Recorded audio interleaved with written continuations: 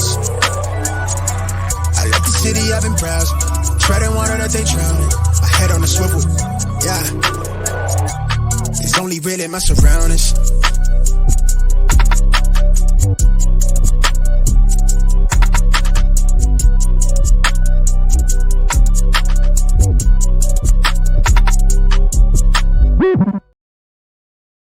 Hello and welcome to episode 249 of the Smash Accept podcast. I'm your host, Michael Royer. You can find me on Twitter at DynastyDadFF.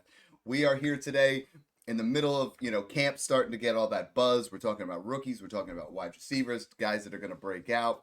And you just get super excited. And Snoog and I are here today to help you guys separate the noise from what really matters. A lot of people are just flashing clips and saying, oh, this guy's going to be great. That guy's going to be great from this highlight catch or that. But what we're going to do today is we're going to go over Mike Clay's rookie projections, and we're going to talk about which wide receivers are going to smash those projections and which ones we're going to pass on based off that. So nobody better to chop it up with on a Tuesday morning with my C4 than my main man Snoog. How you doing today, brother? I'm doing good, Dad. I'm excited. I mean, we've been seeing play after play after play in rookie camp, training camp, mini camp. Doesn't matter what it is now, but now it's the meat and potatoes with training camp. It's the best time of the year. This is when it starts getting the blood pumping. We're seeing a ton of rookies making plays, especially this very special wide receiver class that has been seen as a generational one. I think that there's going to be a lot of good wide receivers that come out of this class when we look back 6-7 years down the road. We're going to be like, wow, there's like 6 or 7 good wide receivers in this class. Maybe 8 or 9 like we saw in 2014 with Devontae Adams' class. But I'm excited. I'm just excited to talk about these guys, kind of see if some of these projections are too high, too low, what's good with them, because a lot of these projections are the wide receivers that were drafted to elite offenses. So it's kind of easy to project McConkey to have a good year when he's probably going to be the clear number one option there in an elite passing offense with Justin Herbert, or Xavier Worthy with Hollywood Brown potentially hurt, Rice potentially suspended, and him there tied to another elite quarterback in Patrick Mahomes. So I'm excited for this one. Yeah, we got the blood flow going in all kinds of different areas with this first guy. So there have been 7 rookie wide receivers to hit 1,300 yards. It's Puka Nacua, Jamar Chase, Bill Groman. I'm pretty sure I met him at Home Depot one time. Anquan Bolden, Justin Jefferson, Odell Beckham, Randy Moss, and book it. It's going to be Marvin Harrison Jr. Marvin Harrison Jr.'s projections right now, what we're looking at from Mike Clay, is 82, 1,129, and 6. Are we going to smash or pass all of these numbers? I want to break down Marvin pretty closely here because, Snoog, I'm That's pretty floor. much smashing every single. Yes. So I know, that Mike Clay. High floor, not his floor, but that's a high floor. Exactly. He's a guy that, just puts out amazing content, and he tries to go out and put the projections out there for the entire team. And if you look at that, that would be if Kyler Murray puts up 3,500 yards, 17 touchdowns. And I think Kyler flirts with 4,000. I think Kyler throws for 25 to 30 touchdowns this year. And I think that's what's really going to separate it. For me, I was looking at this is Marvin Harrison. I could easily see, I believe if we see what we believe we've seen from the college tape, what we've seen for the progression of Kyler Murray, what we've seen from Kyler Murray do with his wide receiver ones, I think we see a potential 90, 1,300, and 8 to 10 touchdowns. And I know that seems crazy, but as far as dynasty goes, I mean, he's top 5, and as far as redraft goes, he's easily top 10. And I have no problem. People are like, yo, Dad, he's the highest drafted, rookie wide receiver in redraft history. So what? You know what I mean? Like that doesn't matter. We're in a new age of the NFL where rookie wide receivers are more pro ready. I had a guy argue with me on Twitter. He's like, well, Calvin Johnson was better coming out. Yeah, probably. But it was a different time. You know what I mean? Like, guys progress so much quicker. You saw what Jamar Chase did his rookie year. You saw what, some of these guys have been able to explode. He gets Kyler Murray. Marvin Harrison Jr. is a set it and forget it wide receiver 1, day 1. Yep. When Calvin Johnson came out, too, by the way, I want to touch on that because that's funny because I've been seeing a lot of stuff like that, too. There wasn't route runners. It was all like 6'3" athletic alpha X's that went on the outside and mossed everybody because it was run heavy and there was like 2 wide receiver sets. Like Amen to Lad that. It's a new McConkey, game. Amon-Ra St. Brown, those type of guys wouldn't last back in the day with that era. Like they weren't Oh yeah. fit for that game. Now it's all skill, it's all route running, it's all separating, it's all athleticism.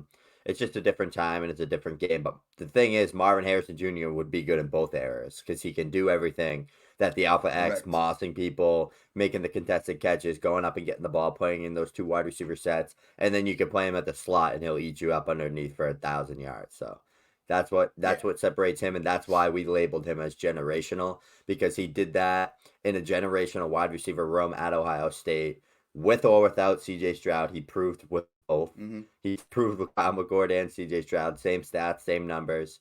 And he proved that he can produce with another guy like Emeka Egbuka next to him and some other guys that are underclassmen that were really good talents, Carnell Tate, Brandon Ennis. So Marvin Harrison Jr. is a smash. And I think 80 for 1,100 is like, I don't want to say a floor, but that's like what Garrett Wilson did as a rookie with Zach Wilson. So I think Marvin Harrison Jr. can do that with Kyler Murray. Absolutely. And, I got to, you look at what he was able to do. And first of all, I got to point this out. Marty's out here. He said, "Morning, fellas. It's getting closer to the NFL season." I love when guys, jump in. Marty's always here. Marty's always here, from the Patreon all the way to YouTube, to Twitter, making sure you guys are jumping in here. Make sure you guys follow us on Twitter. We've been putting Twitter exclusive content. The next guy we're going to talk about, we're doing an entire show on Malik Nabers, just on trades. If you guys want to get him, we're going to give you some options on how to do that. And those things are only available on YouTube. The Patreon right now, guys, top 250 redraft, top 250 dynasty, positional tiered rankings at every single position, both dynasty and redraft. Dynasty value chart on how you guys should pick players. Some of you guys are still having rookie drafts and messaging me about like, who should I draft? I don't see any rankings. It's all in there in the Patreon. Like Snoog and I are grinding in there. We're gonna start having consensus rankings between the three of us. So a lot of cool things around the bend. Make sure you guys check that out. So the next guy we talk about is Malik Nabers. So Malik Nabers, his current redraft ADP is wide receiver 22. His projection, Snoog, right now is 79, 10, 34, and 5. Smash or pass, Malik Nabers. And if you look at that, that's about it. It's on par for Mike Clay because he has them very close. 3 receptions difference, about 100 yards, and 1 touchdown. If you look at the ADP, it went from 4 rounds of separation to 3 rounds of separation to 2, and now he's about 1.5 rounds difference than Marvin Harrison Jr. Will he smash, or are you passing at that 79, 10, 34, and 5? I'm smashing that. I think he is the type of talent, if not a little bit better than like a Garrett Wilson or like one of those guys coming out as a prospect. Maybe not now. I think Garrett Wilson has him beat by just a little bit more polished as a route runner. Just more. They're different styles of players, but I think Garrett's just a more polished player. Obviously, he's just very good at all 3 levels. I think Nabers is so explosive and can make up for bad QB play with his elite athleticism and his after the catch abilities. I think this is a very, very safe and good projection for him. I honestly want to say he's going to score more touchdowns than we think. Like we saw what Odell Beckham Jr. did there as a rookie, and it was just so many explosive, like 30, 40 plus yard catches for touchdowns. Like Nabers has that type of upside. He is just as good as a prospect as Marvin Harrison Jr. was. Not as polished as a complete player, but definitely more explosive, more exciting player, yards per out run machine. He is like one of the best prospects, him and Marv, that I've ever looked at as far as I've been starting doing this since like 2019, like really looking into this. I think Malik Nabers on the Giants is going to get, with Brian Dabble there, just dialing in those plays. Like he is very good with the offensive scheme. I think that we're looking at anywhere between like 1,000 to 1,200 plus. Like he could be a 1,300 yard guy. Like if you told me he was, I wouldn't be shocked. The QB play is not in his favor completely, but Dimes is better than Zach Wilson. He's better than Desmond Ridder. He's better than all these chumps that have had Drake London, Garrett Wilson, like George Pickens, Kenny Pickett. Like those guys put up 1,000 yards, and he's better than those guys. So he should be able to do it here with Daniel Jones as the clear number 1 option there with a very good offensive-minded coach. I think I'm going for a ceiling outlook. Like a projection for me would be maybe 80 for 1,150 to 1,200 and like 8 touchdowns would be like a ceiling for him this year. Yeah, I mean, you look at 1,546 yards, 14 touchdowns in 2023, 3.64 yards per route run. This guy's a true difference maker. You know, I have a lot of people saying, well, on Twitter, like, Dad, how can you have him over Chris Olave? How can you have him over Drake London? And I'm like, very easily. He's 21 years old. He is a guy that I comped to Jamar Chase. He is going to dominate from the beginning. You're seeing at camp with even, you know, say what you want about Daniel Jones.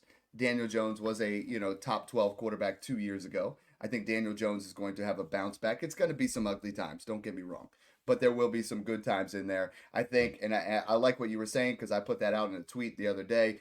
He has a Garrett Wilson rookie floor of 80, 1,008, and 4 touchdowns because Garrett Wilson played with Zach Wilson.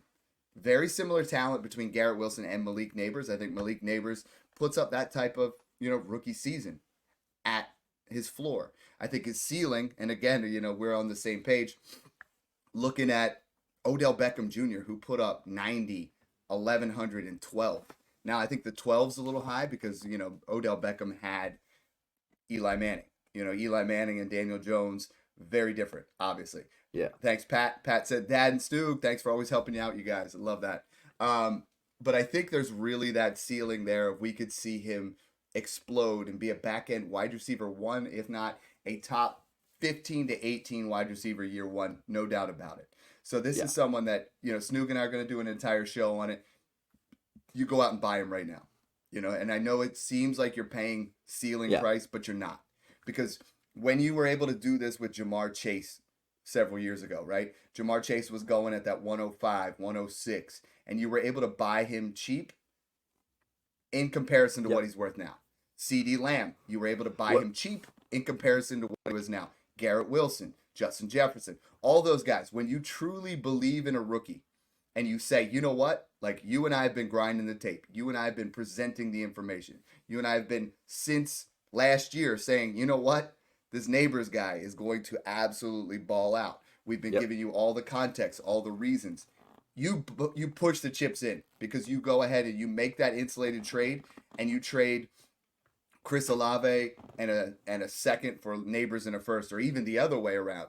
Or you go ahead and you take that guy, you take CeeDee Lamb and you get Malik Nabers plus an early 25 first and a running back like Joe Mixon. Now you're in a spot where when Malik Nabers a year from now, right now he's my dynasty wide receiver 9.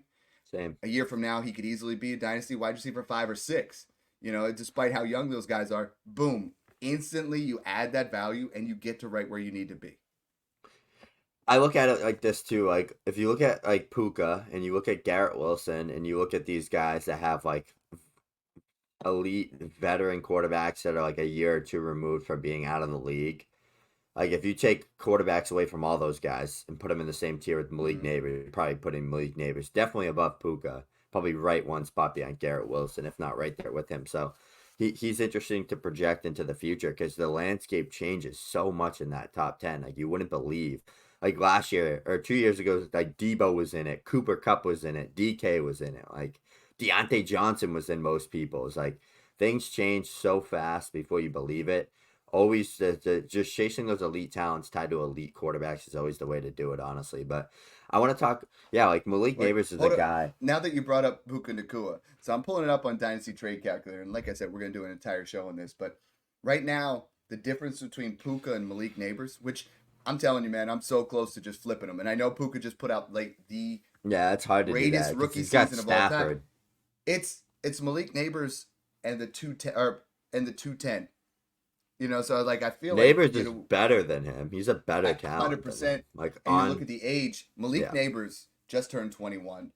I know Puka's 24. You know, and that's not a big deal. But like, people are really undervaluing the fact that he is 21 years old. Like, if he pops off at 21, what you're gonna get for the next value-wise for the next 4 to 5 years is those guys became untouchable. You know, OBJ did that at 21 and he became untouchable. You would not be able to even get anything close to that. You know, and Jamar Chase, what did he go from? He went from the 105 rookie value to top 12 startup value, you know? So that's really what you got to look at is that's what we're about to see from Malik Nabers. He could easily be a second-round startup pick next year. Yeah, he was one of those, like, I always talk about this, like, I'm young. I started watching college football in probably 2019. I've always been an NFL fan. I've always watched the NFL. I've always loved it. I've always been into fantasy football, like redrafts for a while. I used to just watch football nonstop. Like, I would watch YouTube videos on these guys. I'd watch highlights of all these like wide receivers and just everybody in general when I was younger. I was such a nerd with that. But now it's like when I first got into college football and I started watching, it was Garrett Wilson, Chris Olave. And those were guys that I was following through their careers at Ohio State. I was a big T. Higgins fan. Everybody liked CeeDee Lamb. Everybody liked LSU, Justin Jefferson, and Jamar Chase, whatever. Then it was Devontae Smith for me. Malik Nabers was that one guy, one of few guys that I watched with Xavier Worthy, because they would just fit the time frame of when I started really watching college football. I watched those two grow from true freshmen to juniors, and I knew that Malik Nabers was going to be that elite talent. I knew he was going to be that guy that was just, like, if you just watch any LSU games of him in his sophomore season or in his junior season, like, even before everyone was like, oh, he's a top 5 pick, like, you could just see the explosiveness. Like, I used to comp him to DJ Moore, and DJ Moore was a first-round pick, like an elite athlete. That was a great comp. He's honestly better than DJ Moore. Like, he is that type of prospect, that type of talent. So it's like, yes, we love him. We're all rooting for him. We wish he went somewhere other than the Giants, but we're just telling you now, like, it's not a surprise he's this good. Like, he's been this good. So invest into him. It's not like he's just having a good training camp. Like, he has been this good. Should have won the Biletnikoff last year. He's elite. That's what I posted yesterday. I was like, I moved him above Olave, London, Jonathan Taylor, Brock Purdy, Trevor Lawrence, Sam Laporta, and I got a couple comments where people have said, you know what? Yeah, just because of some camp hype. I'm like, no, we've been doing it the whole process. A couple guys just texted in, guys that are all about the process, guys that are fantastic follows. My man Pete Nova, met him at the Scott Fish Bowl. He says, yo, what's up, guys? Awesome guy. Make sure you guys follow him on Twitter. And then Sleazeball this morning, he said, hey, what's up, boys? Make sure you guys follow him as well. So the next guy I want to talk about, a guy that is shooting up boards, like, absolutely. And I know you're going to just put in your mandatory Javon Baker, but Jalen Polk has looked very impressive. Both of them. I'm going to tell you both of their projections. I know you're obviously going to smash Javon Baker because his projection is 10 receptions, 121 yards, and 1 touchdown. Some people can see it, some people can. But let's talk about Jalen Polk. 51, 637, and 3. I put a tweet out yesterday. He is the wide receiver 69 in redraft, the wide receiver 49 in dynasty. I am smashing across the board. I think Jalen Polk, and I know you love Baker, but I think Jalen Polk is the true wide receiver 1 this year for the Patriots. I think Javon Baker, even listen to the head coach talk a little bit the other day, saying that he's doing some great things. He's got a lot to work on. You know what I mean? I think Polk's going to come in a little bit more pro ready. I think he absolutely smashes all these 3 numbers. And I think he's my dark horse wide receiver to get 1,000 yards in 2024. He reminds me, like, a Polk ceiling for me is like a Chris Godwin, like a Tyler Lockett. He reminds me of that type of guy. He's does the nasty work underneath. He'll take the hits, make the catching traffic. He'll run good routes. He's a very safe safety blanket for Drake May and Jacoby Brissett. He's going to be a guy that he's probably going to have an 8 out of like less than 10 yards. It's going to be literally. I think he's going to get peppered. You know what I mean? He's going to be like. He's going to be like that Jarvis Landry on the Browns. He's going to be like that Chris Godwin light. Like, that's what I think he's going to be. And honestly, the correct answer is just invest in both.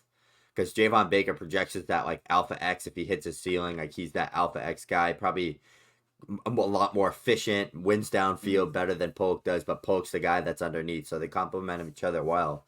We're looking at Nico Collins, Tank Dell, like how they were used. They're not even close to as good as those guys. I'm just going to clarify that. I'm just saying how they were used. It was how they were used. I want. Someone yesterday is like, this is the new Julio Calvin. I'm like, whoa. Let's talk about this. The main reason I'm investing in both right now is the opportunity. They both have opportunity. I'm trying to think of what they are.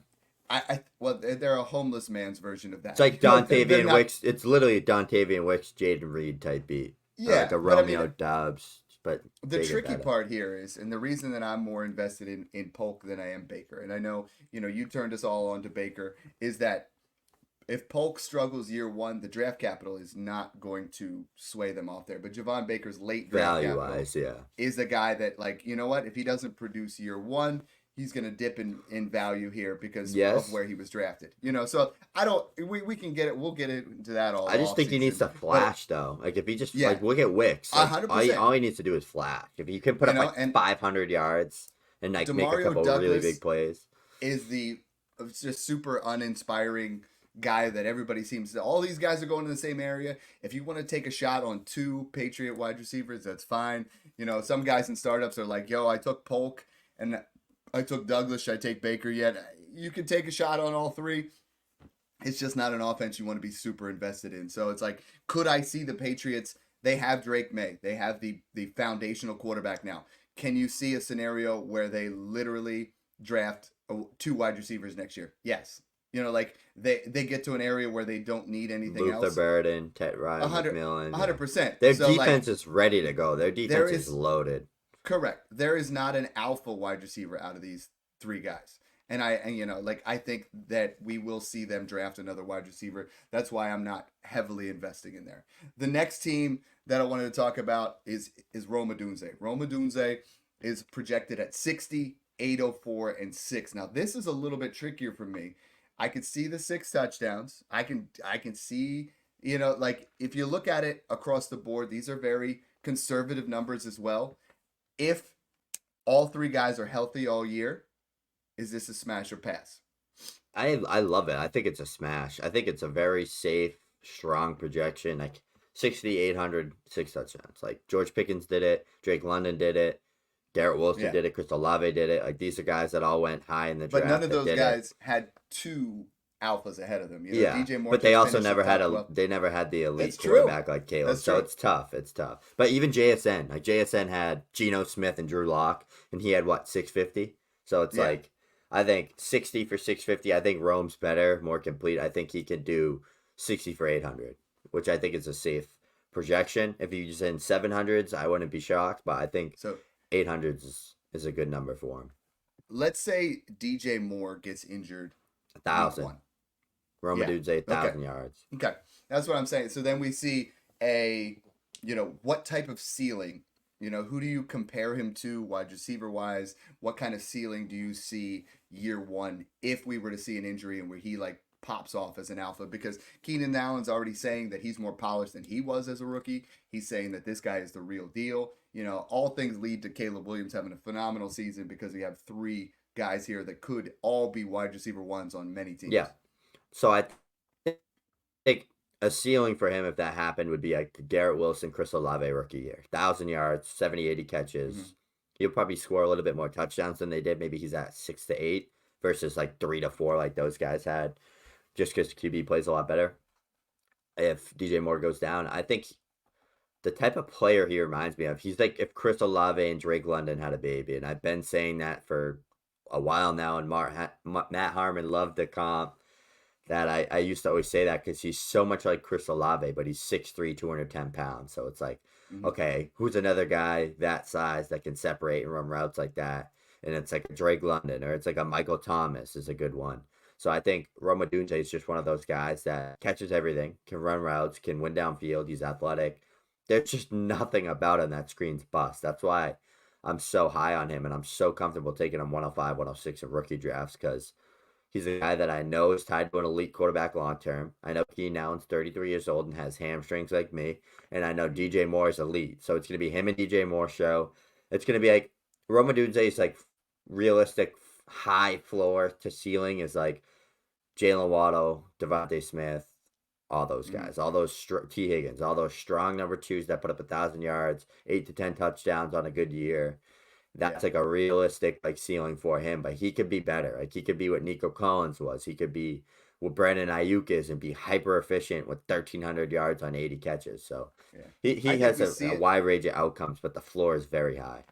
I think we see it year 2, year 3, especially. If you had to pick between DJ Moore and Keenan Allen, who puts up the best season in 2020? DJ Moore is going to have the best season out of all of them. I like it. Because he could be the most efficient on yak and stuff. going from a crowded situation in Chicago with a rookie quarterback to a wide open situation in Buffalo with an elite quarterback. We're going to talk about Keon Coleman at 57, 805, and 5. So you look at, I think the number there that really strikes me that I think is an absolute smash is the 5.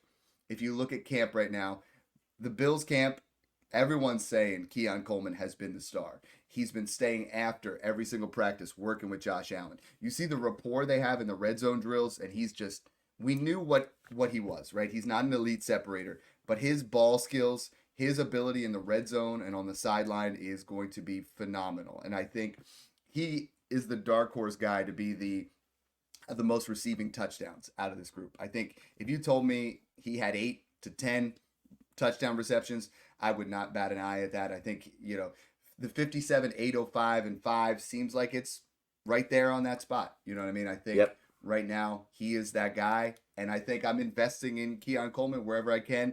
Redrafts is a little bit more tricky, but Dynasty, I think we have an opportunity here where we get a guy that could be a wide receiver 1. They have the draft capital in him, where if he's Josh Allen's handpicked guy, if he pops off, that value is going to skyrocket.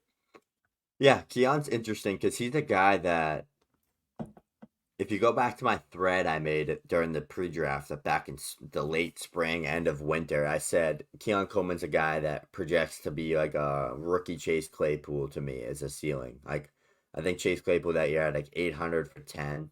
Like, that's what he could do that. And ones. Yeah. And I really said in that thread, like, Keon, it's not a player I hate. It's a player that I think is very raw, can't separate, can't run routes, but he's absolutely elite at the catch point. He is phenomenal at tracking the ball. He's got some of the best hands in the class, and he needs a quarterback that is going to throw him the ball even when he is not open. Guess what? He got the only damn quarterback that's willing to take those risks in Josh Allen. I think Josh Allen's going to have fun with him. I think Josh Allen's going to make Keon look better than he actually is, just because he's going to trust him. He's going to lean on him. Kincaid's the number 1 option here, no matter what. Long term, it's Kincaid. But I think Keon's going to be that guy that is a slightly faster Kincaid that wins on the outside perimeter. I think I see Keon being like I could see more rookie Christian Watson, rookie Chase Claypool as a ceiling. Like, I could see like 50 for 650 or 700 and like 6 to 8 touchdowns is like his ceiling. I don't see 1,000 yards. I don't see 80 catches. I don't see any of that. I think he's too raw. I think the 57, 805, and 5 is all pretty conservative. I think it's going to be more touchdowns. Could be less yards. Touchdown or bust. Could be in that 700 range. No, I don't think so. From week to week, you think he's going to be touchdown or bust, or do you think he's going to be like a 5-catch guy? I think he's a 5-catch guy. I don't think he's an 8 to 10 kind of catch guy. I don't think he's a guy that's going to get absolutely peppered. But I think, and if you look at 57 catches, what's that? That's less than 4 receptions a week. You know what I mean? Like, I think that is. Yeah, I think you're going to have a couple weeks where it's like 3 catches for 42 yards and a touchdown. But I think you're going to have some nice solid weeks from him week in and week out. We have a couple guys that kind of fit that mold. Brian Thomas Jr. right now, similar type, 61, 814, and 5. I think I'm, again, smashing the over. 17 touchdowns last year. I'm not 100% sure he cracks the 814. You know what I mean? Yeah. But I think Brian Thomas is another guy. What did we want? We wanted him to go to the Jaguars. We've been saying it all offseason. We're like, we want Brian Thomas Jr. to be there because what do they have? They have Christian Kirk underneath. They have Evan Ingram underneath. Calvin Ridley last year, number 1 in the NFL in red zone target percentage for his team out of the wide receivers. 42% of all red zone targets went to Calvin Ridley. They're going to go to Brian Thomas Jr. now. Brian Thomas Jr. is better in the red zone than Calvin Ridley. I think he's a lock to smash this 5 touchdowns. I really do. He has the ceiling to be the 4. He's, like you said Chase Claypool, and I think if you guys, were not around for that, Chase Claypool's rookie year was a boom, and I think we're going to see some 3 receptions for 127 yards and 2 touchdowns from Brian Thomas Jr. Yep. He might disappear from game to game with Trevor Lawrence, focusing on the underneath, them trying to run the ball with Travis Etienne. But I think we're going to see some really big boom weeks. He's one of my favorite best ball, rookie wide receivers to take. And I think at the end of the year, we've had Worthy and Thomas and Ladd in that same tier. And, I would not be shocked if he separates himself from those two. I think Lad McConkey is going to get much more receptions, much more yards. Yep. I think Xavier Worthy is the true wild card, with what could happen. But I think Brian Thomas Jr. could ascend over both of these guys in dynasty value by the time the season's set. Yeah, it's funny because I'm sure people listening to this are gonna be like, "Damn, why are they just saying all these guys are good?" If you look at the past 2 years with what we wide don't have receivers rookie have height. done, That's the thing is it's we not look even at this, that though. No. Look But at look at what last the wide year. receivers did last year. Yes, exactly. Zay Flowers, even This throw class is JSN better. in there. Even throw JSN in there. He had 60, 650. He flashed. He was good. He was fine. He wasn't good at ADP, but he wasn't a bust. JSN, Zay Flowers, Jaden Reed, Rashee Rice, Tank Dell, Puka Nakua, Dontavian Wicks flashed.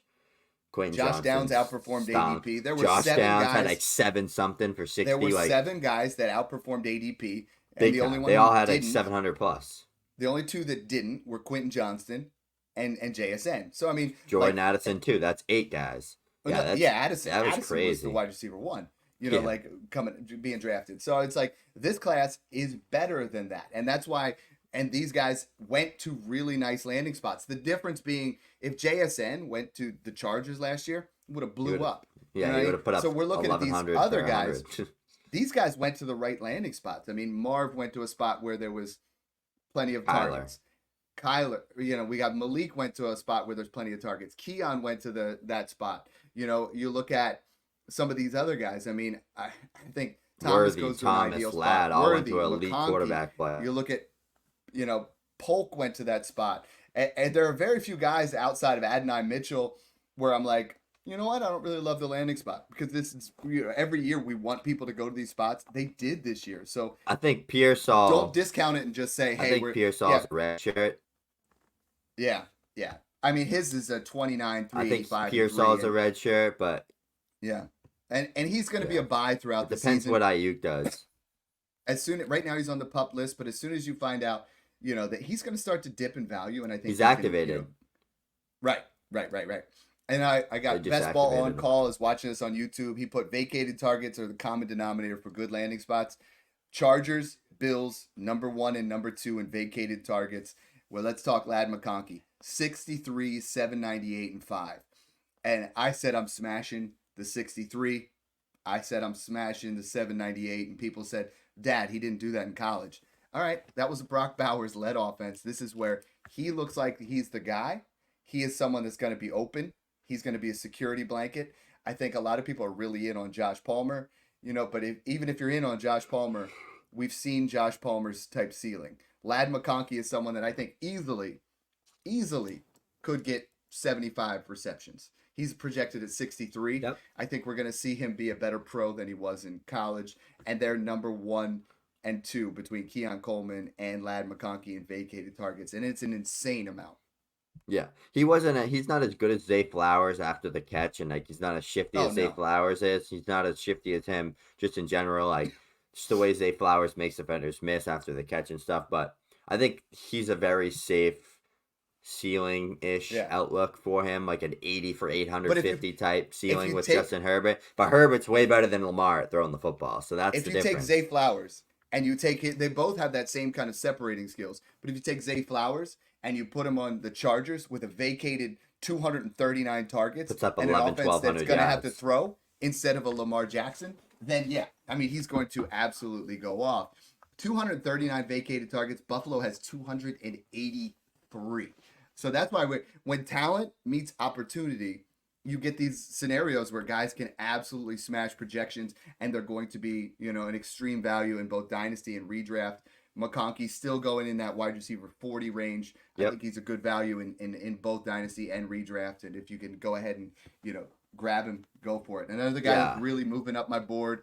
And, my man XL, Xavier Legette, you can't understand what he's saying, but you're seeing it on the field.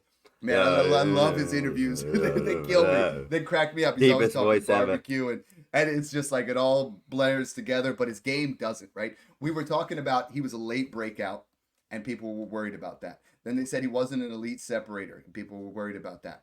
Guy has great ball skills. Guy has great yard after the catch ability, and you're seeing it in camp where he's separating at camp.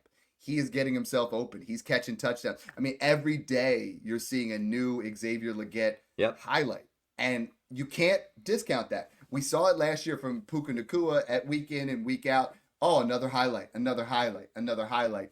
And now I understand the situation. I'm not saying he's like Puka. I'm not saying that. What I'm saying is you cannot deny what you've been seeing at camp. He's been balling out.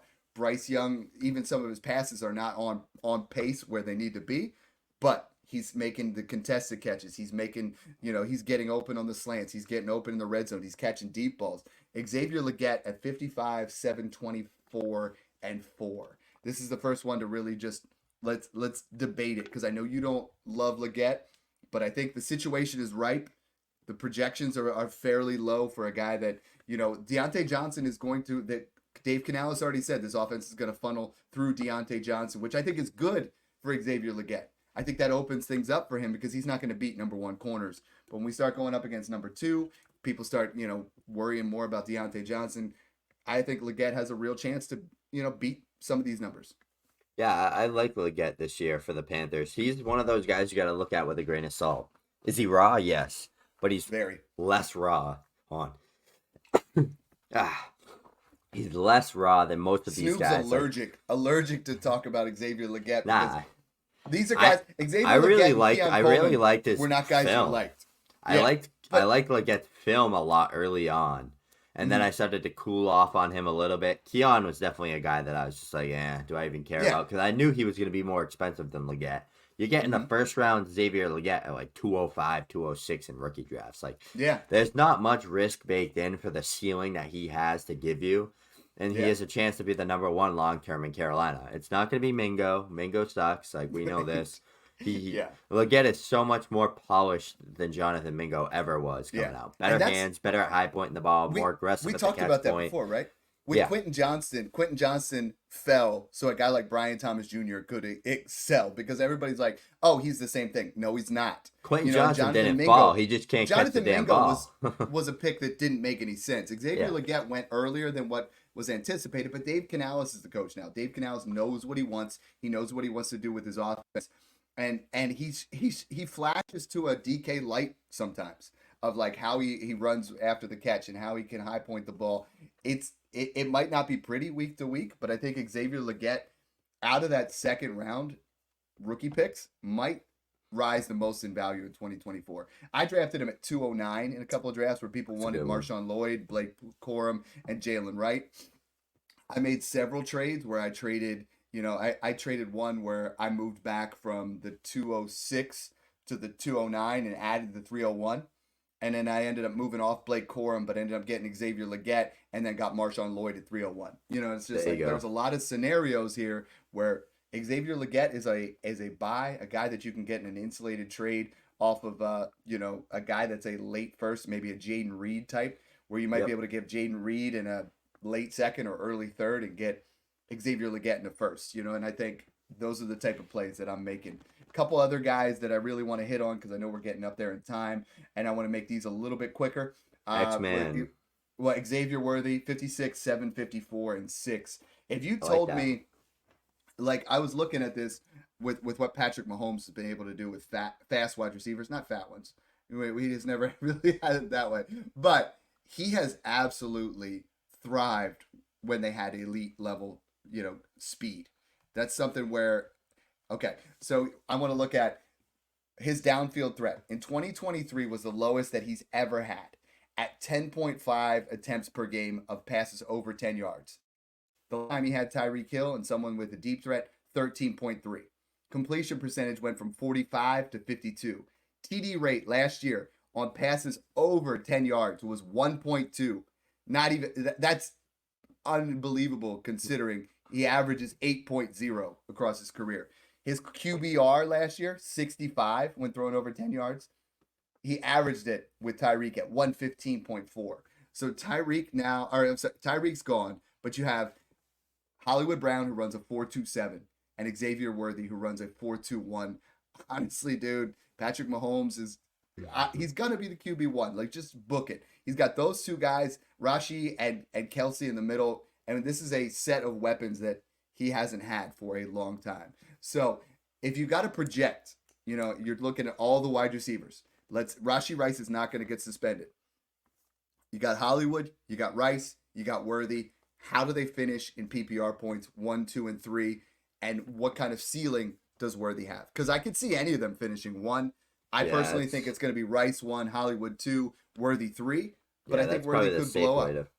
I think it could be. I think it could be that, but I honestly don't. It's tough because it's hard to project if you think one's getting suspended, one's getting injured, and then one's playing versus if they're all playing. They're all playing. That's great. Any injury or suspension, and the other two elevate like crazy. Yeah, there's an injury. I think Mike Clay has a good projection for Xavier Worthy this year. I think is very low. I think without them being injured and they all play a full 17 games, I think Worthy is going to be like a 45, 50 catch guy, but hyper efficient. It's going to be 45, 50, because Mahomes has 5,000 yard upside easy. Yeah. Rice, 5,000 dude. Rice, Hollywood, Worthy, none of those guys are going to be putting up 1,400 yards. They're all going to be like in that like 700 to 1,000 range. So I think like Worthy could lead the room in yards, but not fantasy points. Like, I don't think he'll get the catches. This is our first year in a long time, Snoop, where we can just say Travis Kelce's going to roam free. Like, if you're a contender, you go all in on Travis Kelce. Especially if Rashee gets suspended, because it's going to be vertical threats and then Kelce everywhere. Yeah, like I think, but this is the first year I could easily see him. Maybe he had a career low in touchdowns. I think he bounces back to 10 to 15, given what we're talking about. Those 10-plus yards were not available for Travis Kelce because he was getting the double team. But now all of a sudden, you're going to have 2 wide receivers on the outside who can fly. Yep. You're going to have Rice. You're going to have him. It's going to be beautiful in Kansas City. Dad, you and I always talked about too, like, why do we have Worthy, Thomas, Ladd in that tier since January? Why have they been in that tier? Adonai Mitchell wasn't there too that far back, but now why is it Ladd, Thomas, and Worthy? It's because they were those prospects that can separate, win downfield well. They're very sound. They're good route runners. They're just good football players. They performed at high Power 5 schools like LSU, Texas, Georgia, and now they're tied to elite quarterbacks long term with path to targets. Adonai Mitchell is one of the only guys that dipped because of his landing spot, and his yards per route run were very worrisome going into the draft. I think Troy Franklin dipped too, though, because of the draft. Obviously, but I thought Adonai Mitchell for the Bills was just the perfect match, but Josh Allen wanted Keon Coleman, and that's fine. Adonai Mitchell now goes to Indianapolis. Indianapolis has clearly said it's Pittman 1, Downs 2, Adonai 3. Adonai is there to challenge Alex Pierce, which he'll clearly beat. But, I mean, you look at the 2 starts that Anthony Richardson finished, and it was 15 and 17 attempts. There's not enough to go round here to support 3 wide receivers. His ceiling has to be what Josh Downs did last year. And it's like without an injury, Adonai Mitchell right now, 46, 643, and 3. I could see maybe the touchdowns, maybe the receptions. I don't see the yard. I think this is a modest floor, but I could see the yards. I could see the yards. I think people really downplay. People are just trying to say Josh Downs is done.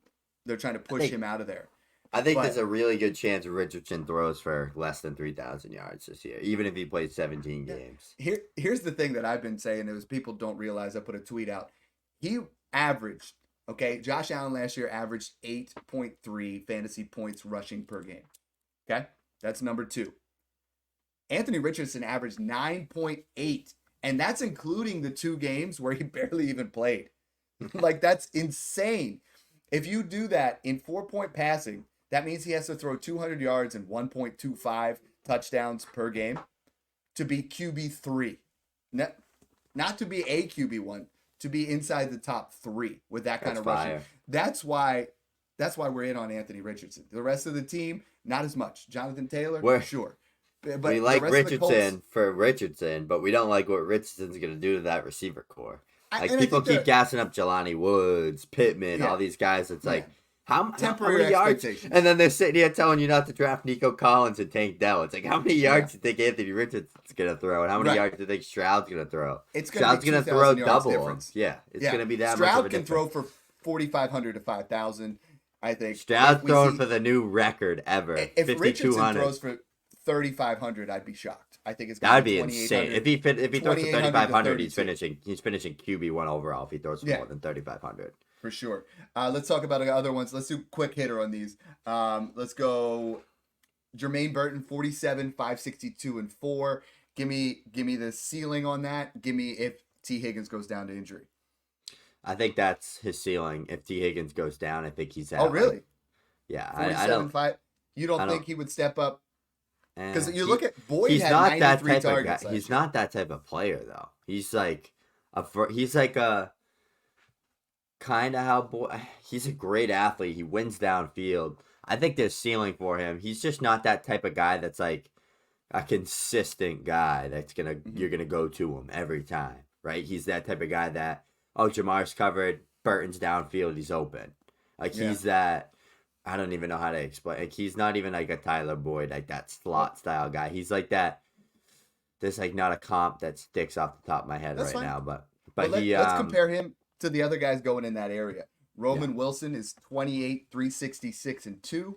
Troy Franklin is 19, 243 and 1. I think both of those guys, especially Roman Wilson, like he's pro ready, and he only has to beat out Van Jefferson. Like the days of the minivan are gone. What are we at? 28, 366 and 2. I think he's gonna smash those numbers. I think Roman's gonna do what Burton, like something in the 500s with like 4 to 5 touchdowns. I think long term I like Burton more, but I think Roman out of these three has the best 2024, given that he's going to be the wide receiver 2 in Pittsburgh, and I think he's going to be a really safe bet. Burton has a little bit higher ceiling. Troy Franklin has the highest ceiling out of the three. 19, 243 and 1 seems super low, banking on the fact that he's going to possibly be wide receiver 3. I think Bo Nix starts, he smashes these numbers, and he's legitimately the wide receiver 2 behind Courtland Sutton.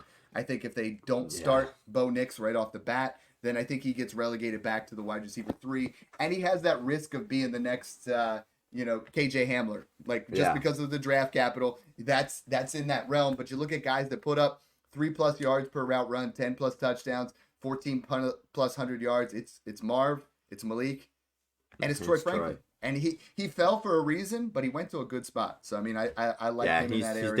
He's there with his college QB that he played with there at Oregon for a while. He's there with Sean Payton. It's pretty open wide receiver room, but they're gonna be the worst team in the NFL this year. Like they are hot garbage. The Denver Broncos. They might win 1 or 2 games. So it's like they're always gonna be playing from behind. There's gonna be no real script. I think. Well, and they drafted the quarterback just like Drake May, whoever it is. Sutton's going to be the wide receiver 2 on this team next year. Yeah, but the Patriots are going to win games. The Broncos, that's your Boston bias. They'll win like 3. All right, next one, and I want to talk about these 3 guys here. I love you, man. I'm just giving you a hard time. So the next 3 guys, I'm a Texans fan. all similar area. All of them between 36 and 39 receptions. All of them between 438 and 459 receiving yards, and all between 2 and 3 touchdowns. Who has the best season? And who is the best dynasty player out of Malachi Corley, Luke McCaffrey, and Jalen McMillan? If Aaron Rodgers is healthy for the next year or 2, it's Corley. Yeah, people started bashing me. I was like, if Rodgers Mike Williams is already McMillan. Beat up. Yeah.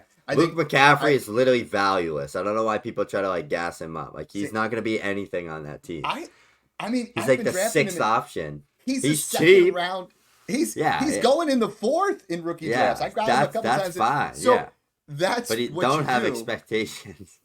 So you draft him in the 4th. Jahan Dotson misses some games. Luke McCaffrey has a couple good games. These are guys, Malachi Corley, Luke McCaffrey, Jalen McMillan. If they get an opportunity, if Mike Williams doesn't play, Corley could easily be the wide receiver 2. McMillan would fill in as I think he's going to get solid play as a rookie. But if Evans were to go down or Godwin, he's going to fill in. McCaffrey, same thing.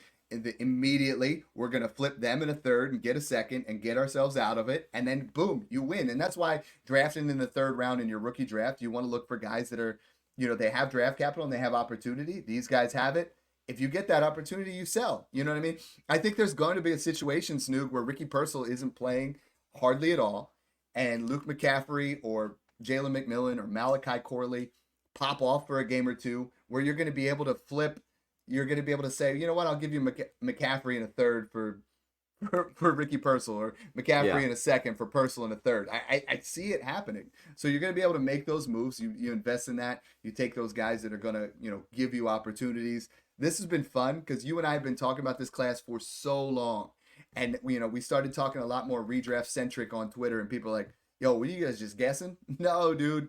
We believed in this process the whole way through. If you want the best process, if you want the best process for rookie result and you don't know who to lean for, take the guy that's tied to the elite QB with a wide open room for targets. And it usually works out more than not. If you don't trust your process, you don't trust your eyes, you don't trust your film watching, go with some analytics and go with the prospect that is tied to the best elite quarterback, and go with the guy that's tied to a room with wide open targets. And it's going to be Lab McConkey, Brian Thomas, all those guys. So. Yeah, but what I'm saying is, if you guys were listening to us the entire process, you're so much further on where these other guys are, that those redraft centric guys that have their rookie drafts in August, like we call them casuals, they're starting to come out of the woodwork, and they're like, what do you mean Malik Nabers is better than Michael Pittman in my draft? He absolutely is. So thanks again for tuning in, guys, and enjoy the process. Boom. Perfect. That was a good one.